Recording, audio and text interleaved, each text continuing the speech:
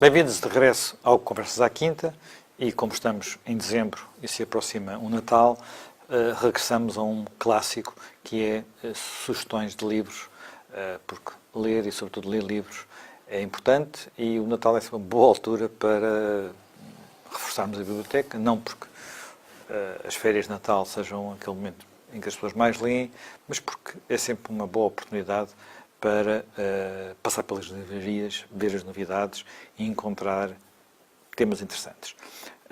Talvez comecemos, hoje há muitos livros, e alguns deles bem volumosos em cima desta mesa. O desafio que colocámos aqui foi trazer temas interessantes. Já me engano, sei que trazem uma seleção de livros de história, com várias propostas. E muito variadas. A história de Portugal, e bem, tem suscitado imensa atividade editorial, quer de autores estrangeiros, quer de autores nacionais, quer edições em línguas estrangeiras, quer edições em português. E eu fiz aqui uma seleção de livros que me parecem adequados sobre esta temática relevante. Um é a reedição em português do livro de João dos Passos sobre a história de Portugal. João dos Passos, grande escritor americano, ficcionista, que no final da sua vida foi acometido de algum tropismo identitário. Percorreu o Brasil, escreveu sobre o Brasil e também escreveu sobre Portugal, um livro que está muito fixado nos descobrimentos, nas explorações portuguesas e, digamos, no reencontro dele mesmo, filho de imigrantes madeirenses, nascido em Chicago, com a história portuguesa e com a sua valorização. Não será um trabalho de pesquisa histórica fundamental, mas tem o mérito de ser escrito por um grande ficcionista americano e também tem o mérito de ter sido uma opção desse ficcionista americano. Outro livro muito... E uma redescoberta, de alguma forma, das suas próprias origens. Certo, isso é o que o leva a estar empenhado, quer neste livro, quer no que escreveu sobre o Brasil. O outro é um livro interessante de um professor e político português, Diogo Freitas do Amaral, da Lusitânia a Portugal. Freitas do Amaral tem-se interessado por história, já escreveu biografias muito interessantes de Afonso Henriques e de Dom Afonso III, e este livro, da Lusitânia a Portugal, é uma síntese histórica que se lê agradavelmente. Porventura, nem toda a linguagem será entronizada por consenso, nem todas as abordagens, mas é um esforço muito bem feito e muito interessante e com uma ambição didática sobre a história de Portugal. Outro texto no âmbito da literatura infantil, com música, CD e também em DVD, é este trabalho de Maria de Vasconcelos, com os seus filhos já realizou outros trabalhos sobre ciências, matemática e que agora tem um número especial das canções de Maria sobre a história de Portugal. É muito importante porque é um texto que está direcionado ao público infantil e adolescente ou pré-adolescente e onde se valoriza a história de Portugal e onde com versos se vai procurar divulgar aos jovens portugueses a história de Portugal. Naturalmente, a história de Portugal não é feita só de luzes, é também feita de sombras. E para iluminar as sombras é importante também ler este livro de João Pedro Marques sobre a escravatura e o papel de Portugal na história do esclavagismo.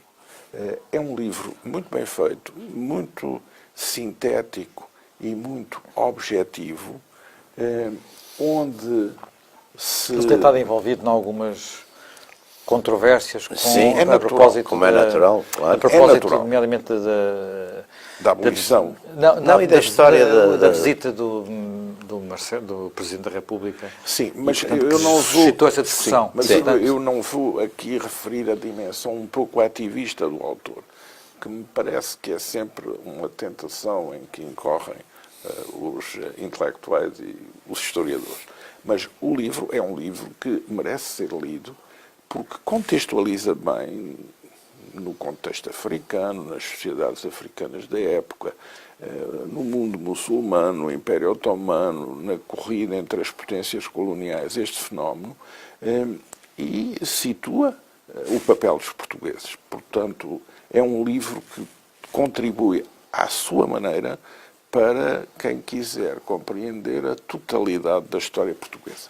E um outro livro, que não sendo um livro de história, vem muito nesta linha, é a reunião do professor Sobrinho Simões, de 4 discursos, 2 feitos por ocasião da atribuição de prémios que ele recebeu e 2 feitos no último dia de Portugal, no Porto e no Brasil. São discursos que ele faz na qualidade de presidente da Comissão das Comemorações do Dia de Portugal, para que foi nomeado pelo atual Presidente da República, e onde ele reflete sobre genética e história. Genética dos portugueses, o que é que há de diversidade na genética dos portugueses, em que é que isso influencia a maneira de ser dos portugueses, a relação dos portugueses no mundo, e em que é que a relação dos portugueses com o mundo influencia a genética dos portugueses. Um livro com ensaios muito profundos sobre o que é essa contribuição diversificada que nós portugueses representamos enquanto genética. Ele diz não enquanto raça, mas enquanto povo formado por uma diversidade de contributos ao longo da história. Portanto, também muito importante para compreender o Portugal que somos. Jaime Nogueira Pinto, também tem livros aí que podemos enquadrar neste chapéu genérico da história. Sim, tenho aqui este Wealth and Power, que é um livro sobre a China moderna, sobre, essencialmente começa mais ou menos nos princípios do século XIX, é da autoria de Orville Schell e John Delury. É um livro, eu penso que hoje em dia, quer dizer, nós estamos bombardeados Com livros sobre a China. por livros sobre a China, quer dizer, é muito curioso porque há sempre há um ciclo sempre de países que estão a emergir e que se vai dizendo sempre que vão ser as segundas potências. Aqui há uns anos houve esta mania com o Japão, por exemplo, lembro-me perfeitamente a ver esta sobre o Japão. A China, de facto, eu acho que nesta história, este livro põe isso muito bem, eu já, enfim, li várias histórias da China, mas sempre me pareceu que a questão da China e do nacionalismo chinês, que apesar de tudo é talvez, dentro de todas estas mudanças de regimes, quer dizer, o final da dinastia da dinastia Manchu, a Revolução Republicana, o Sun Yat-sen, o Chiang Kai-shek, Mao Tse-tung, Deng Xiaoping, tudo isso, há sempre um elemento que, dentro de todas estas mudanças, há sempre um elemento muito interessante, que é, por um lado, o trauma da China de não voltar, enfim, das humilhações a que foi submetida, nomeadamente pelos europeus, e especialmente pelos ingleses durante as guerras do ópio, não é? Depois também com os conflitos dos boxers, quer dizer, a China foi sucessivamente, pelos próprios japoneses, portanto a China foi sucessivamente submetida, enfim, a várias humilhações. Fraqueza interna, incapacidade das classes dirigentes de promoverem uma determinada modernização, tudo isso. E, ao mesmo tempo, com aquele espinho ali próximo, cravado, do Japão, que fez exatamente essas coisas todas. Quer dizer, o Japão, Meiji, também passou por uma humilhação imposta pela chegada dos americanos e dos ocidentais, mas depois recompôs-se disso e rapidamente se tornou, digamos, uma potência, a ponto de, enfim, facto inédito na história, a ponto de ter derrotado uma potência europeia, uma grande potência europeia, que era a Rússia, nesta famosa batalha de Tokushima. A China sofre, de facto, desse síndrome, não é? Desse síndrome, e à volta disso constitui um nacionalismo defensivo, ponhamos as coisas assim, pelo menos até um certo momento, que é isto nunca mais acontecerá, nunca mais seremos humilhados. Este livro conta muito bem essa saga, conta muito bem enfim, as reflexões de vários intelectuais chineses, inclusive já no século XIX, conta muito bem toda esta, enfim, estas peripécias do século XX, as revoluções culturais, os horrores do maoísmo, a saída depois enfim, com Deng Xiaoping, até ao momento atual, não é, em que temos de facto, vemos um personagem que é o novo secretário-geral emergir como, digamos, enfim, uma figura, pelo menos, já mais que um maior entre iguais, mas como, de facto, um líder efetivo, numa linha, enfim, já de um certo protagonismo internacional da China, preocupações já de um exército ou de umas forças armadas que possam projetar poder, que é uma coisa que até hoje a China não tinha.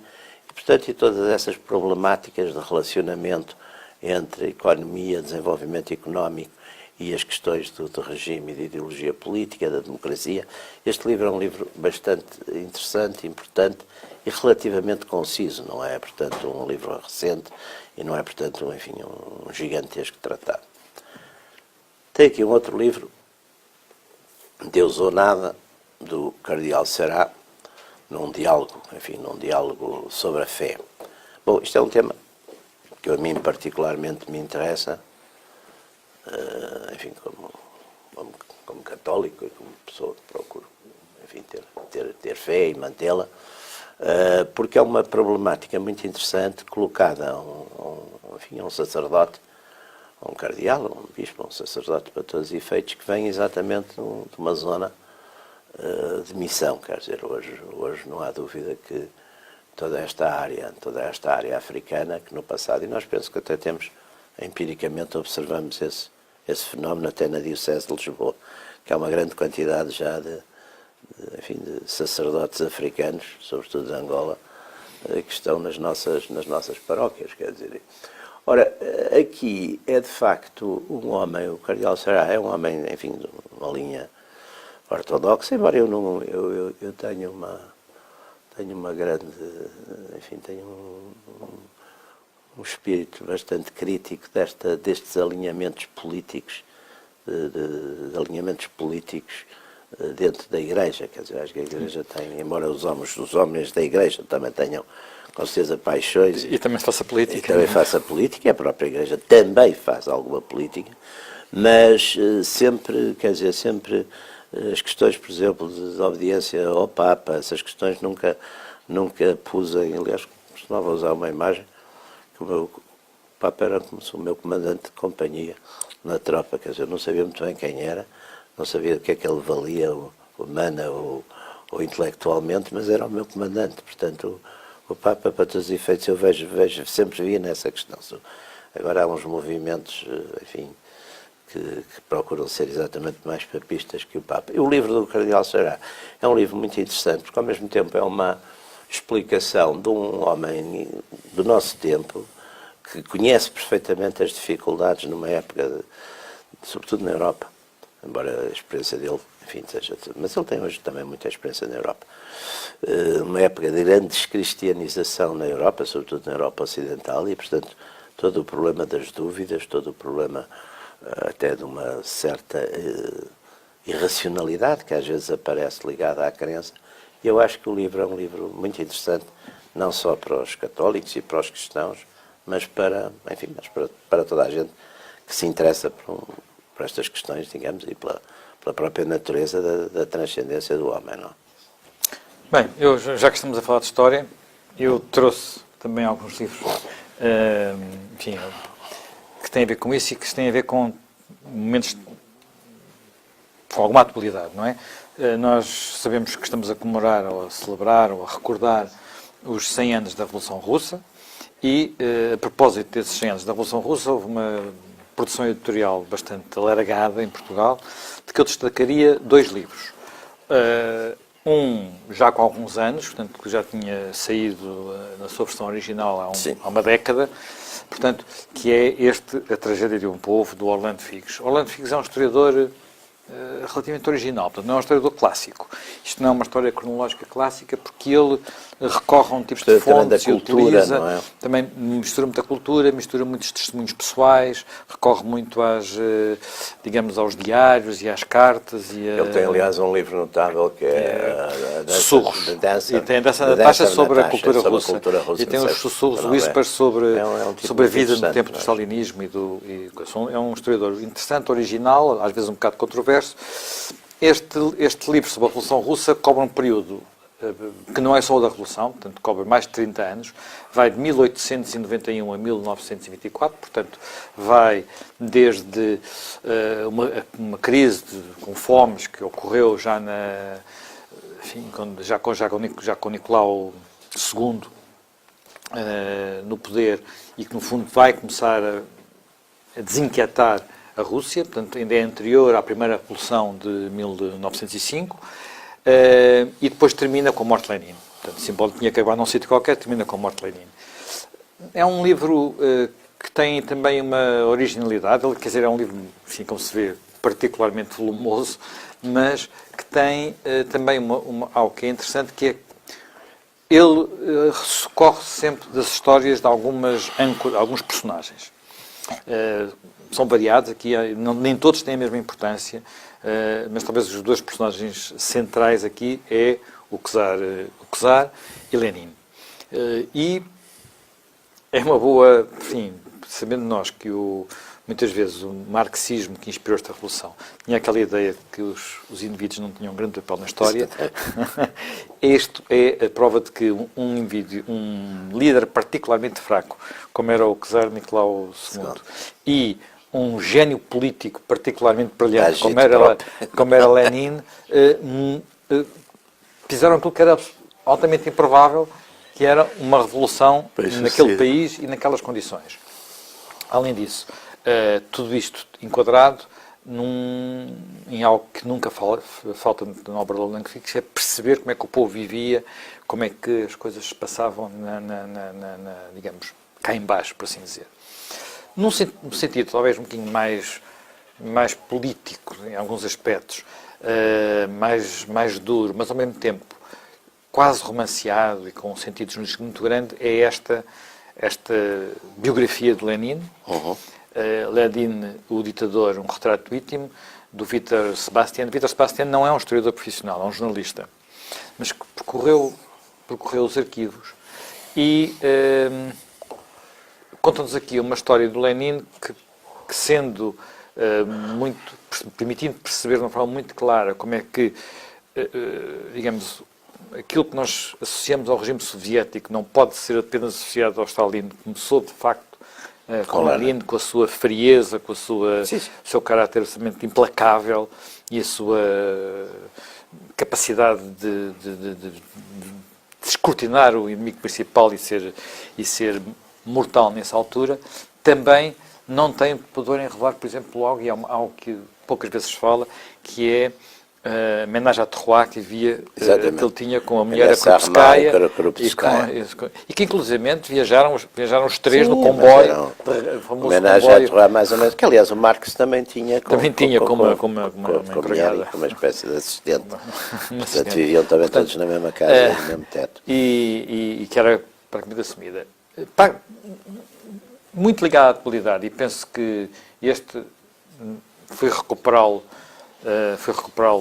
ontem, porque ontem foi o dia em que aconteceu a declaração do Trump. Tem a ver com o reconhecimento pelos Estados Unidos de Jerusalém como capital de Israel. Jerusalém, este livro é uma biografia, como ele próprio diz, da cidade santa para 3 religiões monoteístas, escrita por um grande escritor, que aliás tem, por exemplo, uma excelente biografia do Stalin, Simon Sebag Montefiore, que é de uma família judaica que, inclusivamente, tem marcas em Jerusalém. Portanto, em Jerusalém, quem já visitou ou visite Jerusalém, poderá ir a um sítio maravilhoso de onde se vêem as muralhas e onde está um moinho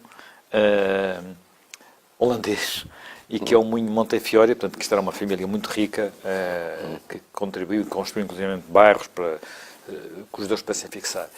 O que é que este livro tem de especial? Bem, este livro é uma leitura, ao mesmo tempo, apaixonante e arrepiante. A quantidade de vezes, a quantidade de exércitos, a quantidade de massacres, tomaram, a quantidade massacraram e que cercaram passaram e e a quantidade de sangue que escorreu por aquelas ruas nas mais variadas alturas da história, permitem-nos perceber até que ponto aquele é um lugar central da história da humanidade e daquilo que nós somos. Portanto, e também, ao mesmo tempo, é muito importante para perceber porque é que aqueles centímetros quadrados, já nem falo em metros quadrados, aqueles centímetros quadrados são hoje tão disputados. Porque é que ali há pedacinhos de terreno que se discutem e que às vezes nos quais são capazes de parar os acordos de paz, como aconteceu, por exemplo, da última vez que o Clinton esteve com o Arafat, em Camp David, que esteve quase a chegar a um acordo de paz e depois no fim, por causa de umas questões de metros quadrados quase, ele não se concretizou. Bem, mas regressamos agora aqui a Jaime Gama, que tem outro conjunto de livros, não sei por onde é que quer continuar, se vai para a Bíblia, já que estamos a falar de Jerusalém. A Bíblia era só para realçar a saída deste terceiro volume da tradução de Federico Lourenço, tradução do grego, este com os profetas, portanto, já no Antigo Testamento. É uma obra notável. É uma obra notável porque nos faz questionar sobre duas questões. Primeiro, o facto de só no final do século XVI, século XVII, ter havido a primeira tradução completa da Bíblia em português e de ela ter sido feita por um sacerdote português que ficou calvinista na Indonésia, digamos, na Companhia das Índias Orientais Holandesas, nesse envolvimento cultural. O que não quer dizer que não tivesse havido antes traduções parciais da Bíblia, a famosa Bíblia de Dom Dinis, a Bíblia dos monges do Mosteiro de Alcobaça e a Bíblia de Dom João I. Foi sempre uma preocupação dos monarcas portugueses ter Bíblias em vernáculo, partes substanciais da Bíblia. A outra questão... Mas não havia no catolicismo a tradição de ler a Bíblia como havia no... Não, em vernáculo e a leitura direta. Não havia... Porque a Bíblia no catolicismo está sempre enquadrada numa antologia que tem uma finalidade litúrgica e que, de certa maneira, reduz e enquadra o Antigo Testamento e valoriza o Novo Testamento, o que se compreende. Mas esta obra põe-nos duas questões. Uma, também, em relação à Igreja Católica em Portugal. Nunca tivemos o equivalente em Espanha da Biblioteca de Autores Cristianos, que é uma grande coleção de todos os clássicos da teologia cristã e católica, em versões em espanhol corretas, apuradas, que fazem com que a Igreja Espanhola tenha um papel nas igrejas da América Latina fundamental. Essa coleção fundamental, digamos a coleção teológica fundamental, nunca a tivemos. E outra coleção que nunca tivemos é o equivalente às coleções de Cambridge, de Oxford, de Harvard, das Belles Lettres francesas, que é uma coleção de clássicos traduzida diretamente do grego ou do latim para português. E isso é também uma lacuna, e é uma lacuna que tem repercussões num país que quer irradiar num espaço linguístico maior a sua influência como pedagogo, como educador, como guardião dos valores clássicos. Portanto, aqui Federico Lourenço está tarde a vir no sentido da correção de uma dupla lacuna histórica, e por isso a sua obra tem um grande mérito. Também, no sentido da compreensão de Portugal, aqui já saindo da história para a geografia, gostava de sublinhar a importância deste estudo de Henrique Pereira dos Santos, Portugal, Paisagem Rural. Foi editado pela Fundação Francisco Manuel dos Santos no início de 2017. A sua leitura renasceu com grande vigor a propósito da problemática dos incêndios, porque ele faz aqui uma investigação extremamente rigorosa sobre o que vem sendo a transformação do mundo rural português.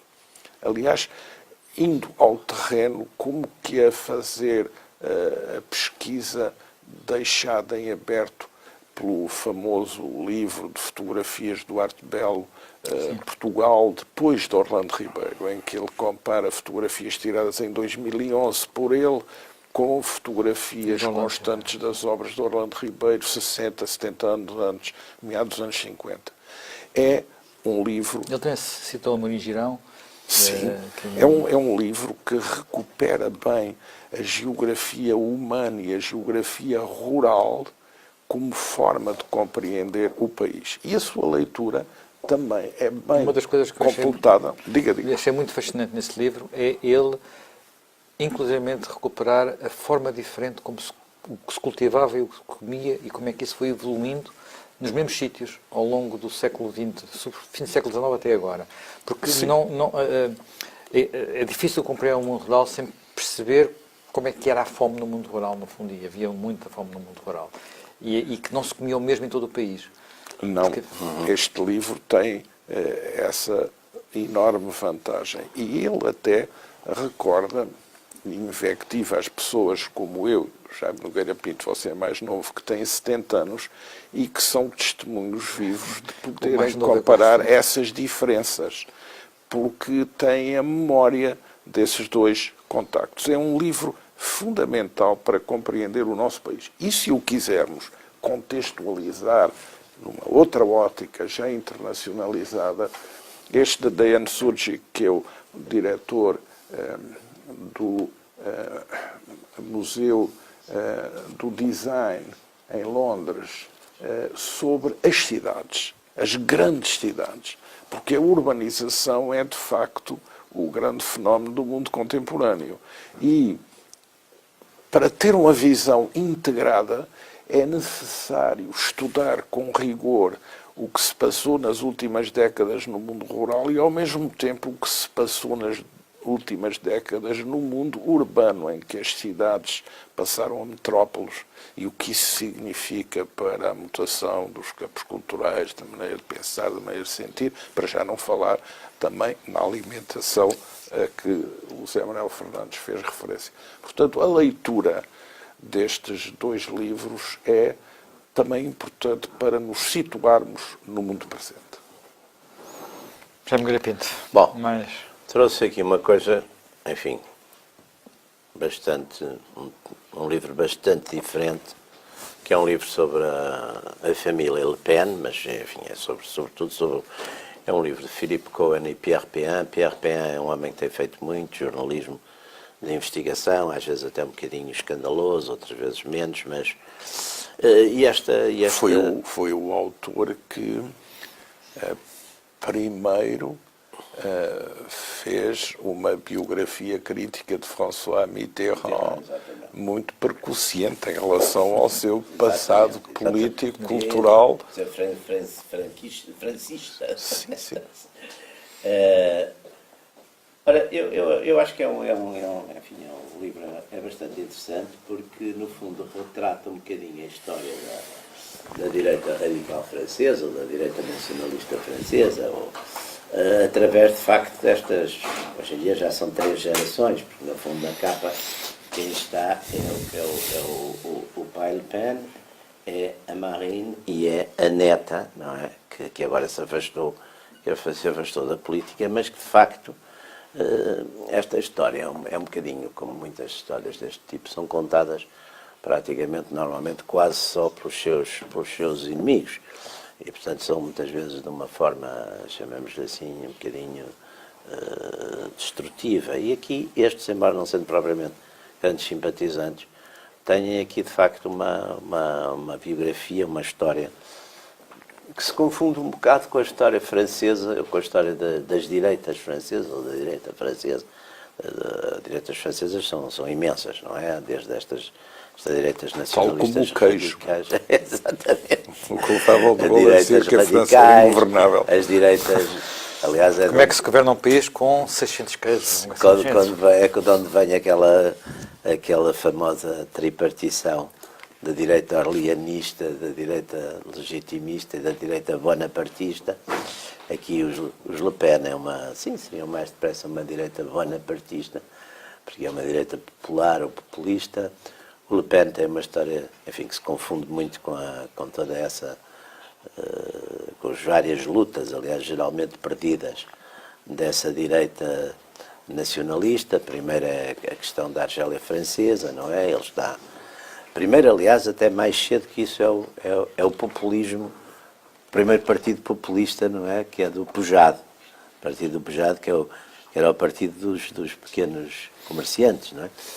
Nos anos 50 teve um grande sucesso por causa exatamente da chegada das grandes superfícies dos supermercados. E Le Pen foi eleito exatamente de deputado, foi o mais jovem deputado da Assembleia Nacional Francesa, com 24 ou 25 anos. Depois foi combatente na Indochina, na Argélia. E depois esteve sempre em todos os movimentos que apareceram. Depois com fatores interessantes. Aconteceu-lhe uma coisa na vida curiosíssima, que foi um correligionário, um simpatizante do movimento, que era um homem de uma família cimenteira francesa muito importante, que o deixou como herdeiro. E, portanto, ele passou a ser um homem rico. E viver num palácio. Viver num palacete em Saint-Cloud, onde a Marine também viveu e foi criada. E, portanto, é todo esse fenómeno até, enfim, à chegada dos anos recentes, em que o Le Pen fica numa segundo lugar numa eleição presidencial, atrás de Chirac, e a partir daí, de certo modo, embora ele perca, o Front National começa a ser um partido que vai aglomerando descontentamento, com fenómenos, aliás, interessantes, que é a passagem direta até de eleitores do Partido Comunista para o Partido do Front National, que ainda hoje é o partido francês que tem mais operários, sendo o Partido Comunista praticamente desaparecido. E, portanto, é uma história de uma família, uma destas famílias emblemáticas, que acabam por se confundir com a história de um movimento político e com a história da própria situação política em França. Depois trouxe aqui, enfim, comprei isto no aeroporto de Londres há poucos dias, que é o último livro do John le Carré. Eu devo dizer que gosto muito do John le Carré, devo ter lido praticamente a obra toda de John le Carré. Acho que, enfim, os géneros literários são... Quer dizer, não há bem géneros literários. Considerava-se este tipo de literatura de espionagem, como se considerava a literatura de ficção científica ou a literatura policial, assim, uma espécie de second choice. Não, há grandes escritores, de facto, nestas áreas, e o John le Carré é o exemplo, exatamente, de um grande escritor, embora os temas dele sejam mais ou menos passados exatamente neste mundo, que ele conheceu, aliás, até por profissão, porque também trabalhou nos serviços ingleses. E este livro, curiosamente, é uma espécie de memória, de todos os personagens que foram aparecendo ao longo da obra do Le Carré. Portanto, é a partir de um velho espião que é chamado agora, dentro destes moldes novos, enfim, já das máquinas e das legalizações e das correções políticas, a responder a um inquérito por uma operação já muito remota em que teria havido, enfim, baixas e collateral damage injustificados. E então, a partir daí, ele faz, digamos, um longo recorrido de todos estes personagens do John le Carré que nós fomos conhecendo, desde o George Smiley, ou aquele Alec Lemas, do espião, que no filme era representado pelo Richard Burton, e ela era a coisa francesa, a Simone Signoret. Portanto, que morrem os dois a escalar o muro de Berlim. Está a falar do espião que veio do frio. O espião que veio do frio. E vão aparecendo aqui todos estes personagens, os personagens de toda da trilogia do Carla, não é? Tudo isso vai aparecendo. E, portanto, para os leitores do John Gay, saiu agora, penso que saiu agora em Inglaterra, é capaz de estar a ser traduzido. Normalmente eles são rapidamente traduzidos, estes livros, mas chama a atenção para isso. Bem, eu vou falar agora de 2 livros mais ou menos de ciência, digamos assim. Eu digo mais ou menos porque nenhum deles é verdadeiramente um livro de ciência. O primeiro é o último livro do António Damasio. António Damasio é um neurocientista português que trabalha nos Estados Unidos, que se tornou muito conhecido pelo seu primeiro livro de grande impacto, O Erro de Descartes, um livro onde explica de alguma forma a relação entre a emoção e a razão, e portanto no sentido em que nós não somos só razão, como muitas vezes se imagina. E este livro vem na sequência dos outros livros que ele tem feito, da sua reflexão sobre os sentimentos, e é um livro que mistura um bocadinho filosofia com neurociência e a própria história da evolução, o aparecimento do sentir das bactérias. Para falar de sentido das bactérias, mas elas têm, não no sentimento, no sentido que nós damos ao sentimento, mas elas são capazes de perceber o mundo exterior e de reagir em função disso e procurar algo que eles chamam de homeostasis, que é um estado ideal. Talvez não seja o livro mais... Enfim, não achei o livro mais fascinante dele, O Erro de Descartes é claramente o livro mais marcante, mas é um livro que, ao mesmo tempo, procura vir ao encontro de alguns desafios da atualidade e dar, no final, uma resposta relativamente otimista ao nosso destino. Por isso mesmo, falar de otimismo, eu que muitas vezes tendo a ser um pouco pessimista, trouxe um livro que eu trouxe a edição inglesa, mas ele tem uma edição portuguesa de Bertrand. Eu há pouco já agora faço uma pequena precisão. Este livro, Jerusalém, também tem uma tradução portuguesa da Aletheia. Este livro chama-se O Otimista Racional, The Rational Optimist. É de um Matt Ridley, que é uma figura bastante interessante, porque ao mesmo tempo foi gestor, tem uma fundação e que é uma pessoa que, no fundo, ele procura mostrar que nós muitas vezes olhamos, queixamos-nos do mundo em que vivemos sem ter noção do mundo que existia antes. Eu acho que quando eu estou naqueles momentos mais pessimistas e mais sombrios sobre para onde é que nós podemos ir, acreditamos menos na possibilidade, não há nada como olhar, por exemplo, para o gráfico da riqueza per capita e ver como até há 200 anos isto não mexia e de repente em todo o mundo foi para aqui acima. Pensar, por exemplo, que, não me quero enganar nos números e, portanto, tenho aqui nota do local, pensar, por exemplo, que este livro é de 2003, portanto já tem alguns anos, mas que há uma dúzia de anos, um mexicano já tinha uma esperança de vida igual ao do inglês em 1955, portanto já não era... Mesmo um habitante do Botsuana tinha a esperança de vida dos finlandeses em 1955, portanto, não é apenas um mundo rico em que estas coisas aconteceram. Mas um dos exemplos que eu gosto mais de dar é aquilo que se consegue com o nosso trabalho. Porque é algo que nós muitas vezes não pensamos. Ele tem aqui um exemplo fantástico, que é quantas horas de trabalho são necessárias para termos a luz suficiente para ler. 1 hora. Ou para ler, quer dizer, ou melhor, quantas horas de luz suficiente para ler gera 1 hora de trabalho. E ele foi fazer as contas e então uma hora de trabalho atualmente dá para ler durante mais de 300 dias. Portanto, para ter hoje isso. lê-se muito E menos. pois, lê-se muito menos. Em 1750, dava para ler 10 minutos. Eram muito menos os que liam também. Pois, mas o que é interessante aqui é isto. O que é Essas escalas interessante são sempre é que as curiosíssimas. escalas, é que aquilo que o homem mais rico do mundo, e provavelmente um dos homens mais ricos de sempre, que era o Rothschild, não tinha acesso a coisas que hoje muitas Claro, pessoas mas têm. isso o Em Schumpeter- saúde, isso o Schumpeter já dizia. em capacidade de viajar, em capacidade de ver óperas, ou ver filmes, ou ver espetáculos, ou ver o mar, Isso- ou ir... E era um dos homens mais Isso, ricos o de Schumpeter sempre. já tinha isso. É muito interessante olhar para isso. No Capitalismo, Socialismo e Democracia, o Schumpeter já dizia que as grandes damas da corte de Luís XV ou de Luís XVI não tinham uma data de coisas que hoje qualquer costureirinha pode comprar. Exatamente. Batons, coisas. Pronto. E eu acho que às vezes nós perdemos essa perspectiva. Temos tendência para olhar para o mundo em que vivemos sempre por aquilo que não corre bem.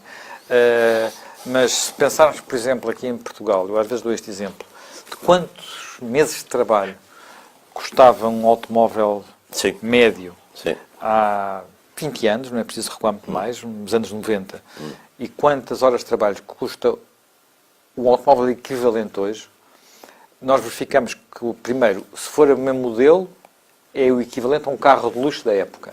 Se for para ser com o mesmo dimensões e prestações, ficam por uns meses de trabalho e não por uns anos de trabalho, como era nessa altura. E olha, e uma simulação interessante era ver e se sairmos do euro.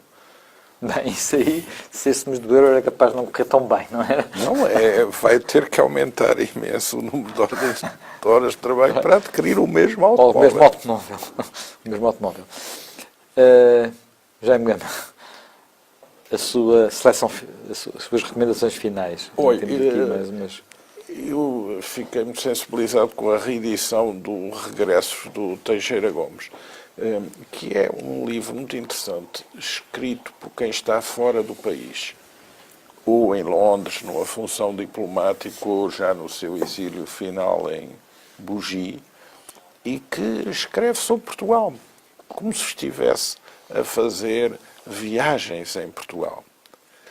Ou então reescreve o que já eram notas suas a quando da sua presença física em Portugal.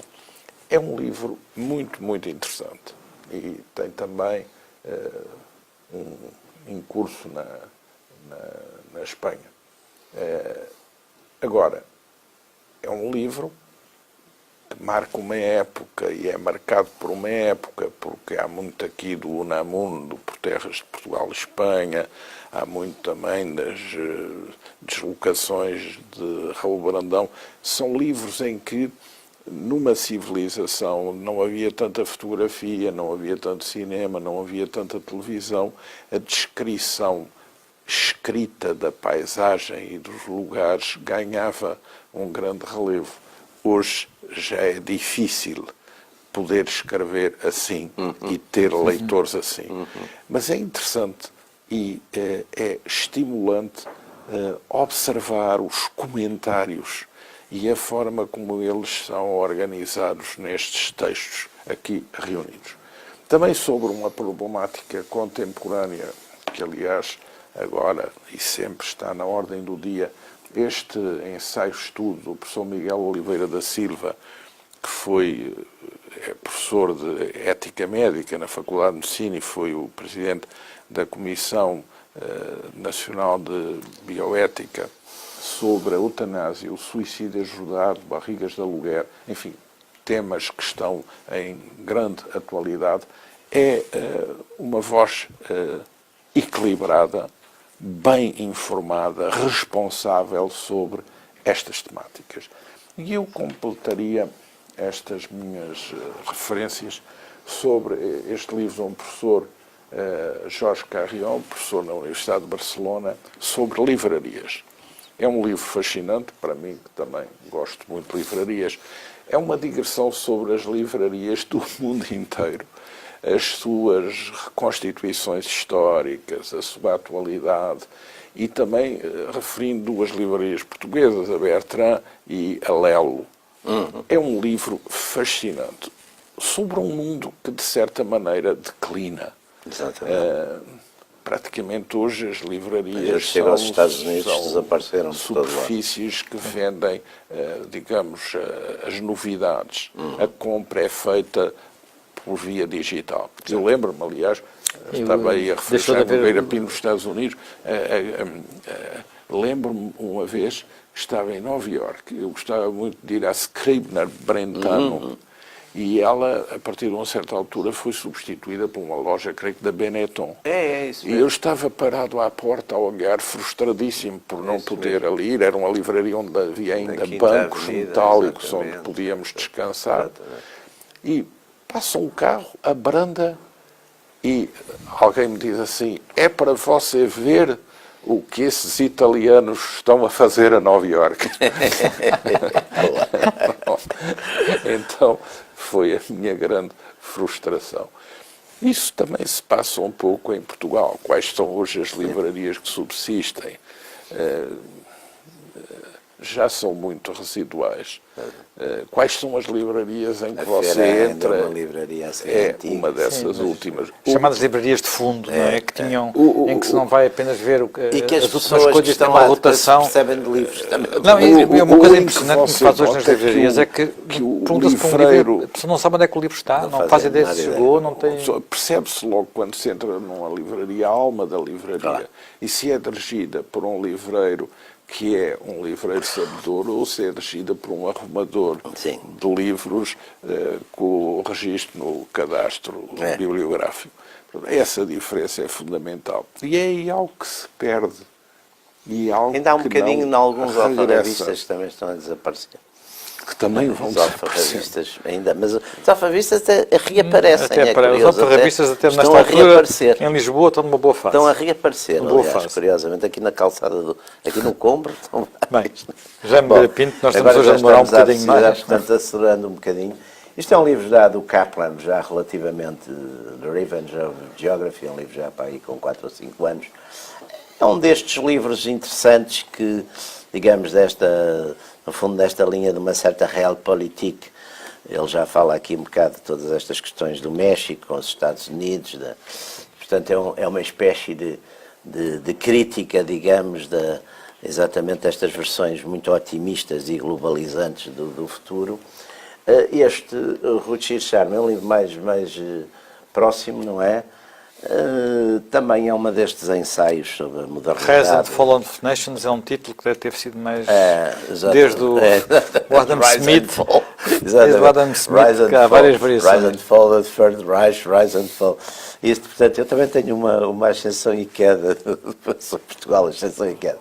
Mas, portanto, é um destes múltiplos ensaios interessantes que misturam dados económicos, políticos, étnicos, e sempre assim com umas teorias que normalmente são enunciadas no princípio e que pretendem, portanto, dar uma certa cunho de novidade. Não?